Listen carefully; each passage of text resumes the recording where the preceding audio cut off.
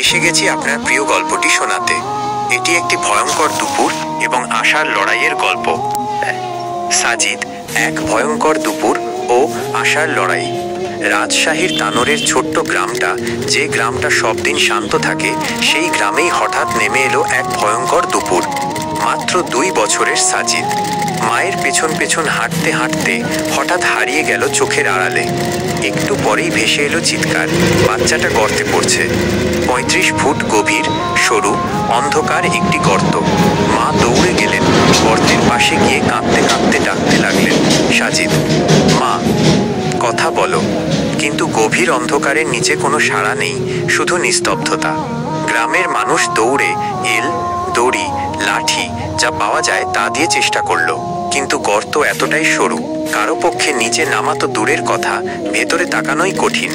Fire service এলো, আলো জ্বলে উঠল, এলো অক্সিজেন, ক্যামেরা, শুরু হলো এক শিশুকে বাঁচানোর যুদ্ধ। মা বারবার গর্তের ওপর হাত রেখে বলছেন, আল্লাহ, আমার বাবাটাকে ফিরিয়ে দাও, তার চোখের পানি থামছে না। বাবা নীরবে বসে কাঁদছেন।